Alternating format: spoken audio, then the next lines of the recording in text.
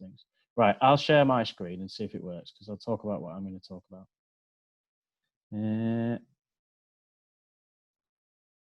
Google Chrome, share.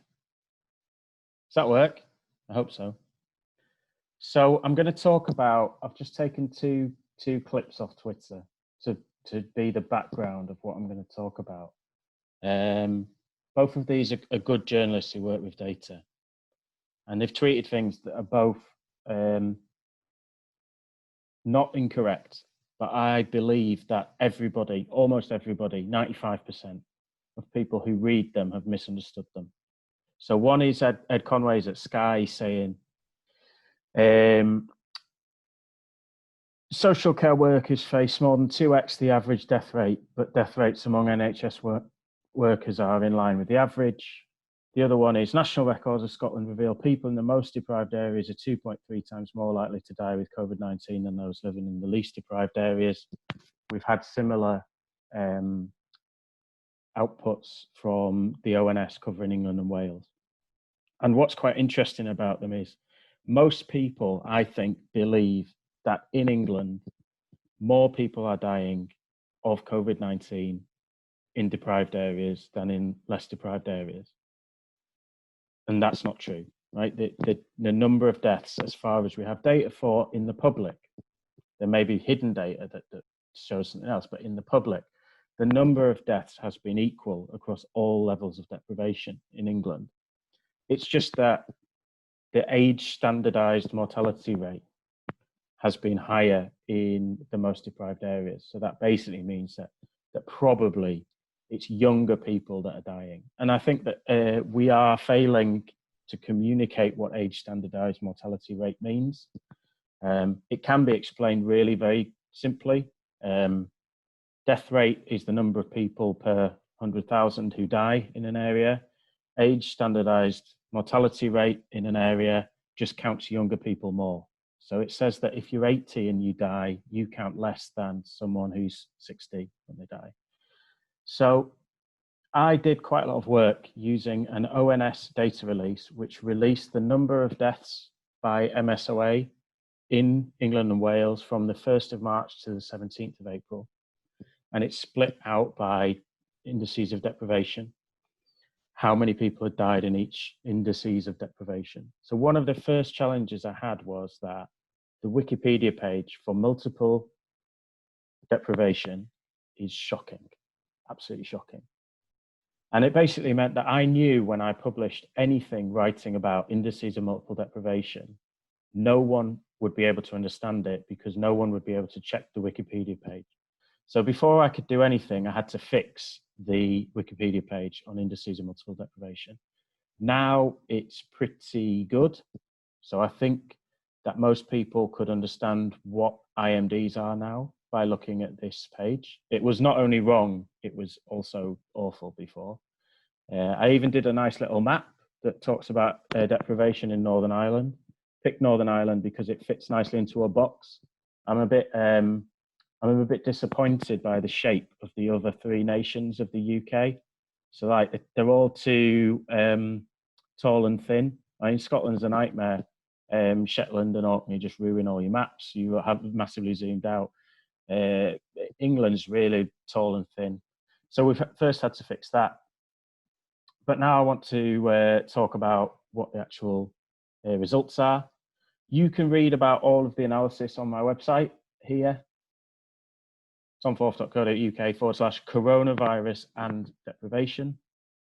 I talk through at painful length all of the things that I'm unsure about. And the reason was because I didn't want to get called a loser tech bro who should stick to technology and not meddle with biology. Now, I do actually have a PhD in biology, and I did a lot of statistics on infections when I was at uni, but that wouldn't insulate me from the abuse.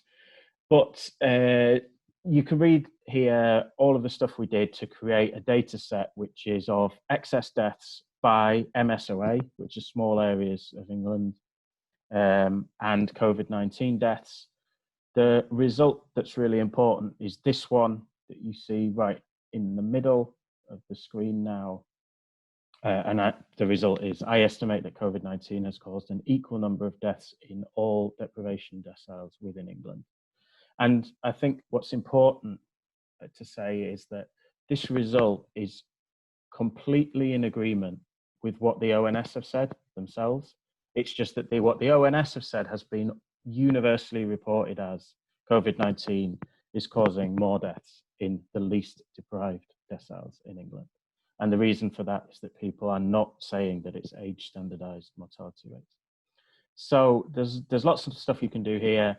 The reason that we did this really was to look to answer the question of, is COVID-19 causing more deaths in the least deprived or the most deprived parts of Leeds, Manchester, Bristol, Plymouth, any geography that you want. I have calculated the data that lets you say whether there's more or less impact of COVID-19 by deprivation decile within any area you pick. There are some interesting challenges with that in terms of data. My favorite one is the Birmingham problem, I'll call it. If you ask whether anything happens in Birmingham, does it happen in deprived areas of Birmingham? The answer is yes, because all of Birmingham is deprived. And that doesn't tell you anything about the distribution within Birmingham. Basically, all of Birmingham is deprived. So these were the kind of two graphs that I did for Birmingham. So this is at the top, number of excess deaths and from COVID-19 by deprivation decile of Birmingham in the top. And basically what you'll see is that everyone who is dying with COVID-19 in Birmingham is doing so in a deprived part of England. And that's just because all of Birmingham is deprived. But when you create indices of multiple deprivation deciles for Birmingham, that is, you split Birmingham into the most deprived and the least deprived parts, what you find is that the deaths from the disease are spread equally across deprivation in the city. So you get a very different picture depending on what thing you're looking at.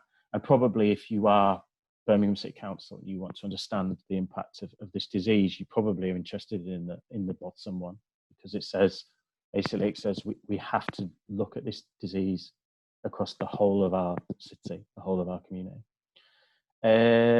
All of the code's here on GitHub. I'm afraid that it's in C#, so basically no one will be able to help me edit it and run it and use it. I am a dinosaur of the data world. I'm very sorry. There's also a Power BI visualization, which I've carefully named nowhere near finished, be careful, but actually it's more finished than that sounds. I just didn't want annoying people to deliberately misinterpret what was in there and have no way to get back at them, but it's actually pretty good. So there's loads of data there. The last thing that I wanted to say was there's a interesting detail of this data that exists. So the reason that I was able to do this analysis was one special release by the ONS, which happened on the 1st of May, and it released the numbers of deaths by all causes and by COVID-19 for all MSOAs, which are small areas, 7,000 population each, about of England and Wales. And that was a one-off release, doesn't seem to be being updated. We can do exactly the same analysis in quite a lot more detail, which I have done for France. So this is the last one. Every month, France releases the details of every single person who has died in France. Their name, their gender, their date of birth, where they lived, where they died, where they were born. And from that, you can calculate absolutely everything that you want. So you can calculate excess death rate at any geography that you like in France. The data is updated monthly. It goes back to 1970. It's all open data. It's in CSV format, but with a semicolon as a separator, because French people are going to be French about things. But it's a brilliant data set. So this actually lets you do the kind of live analysis with live updating data that Jamie showed for Scotland as well. So that's me.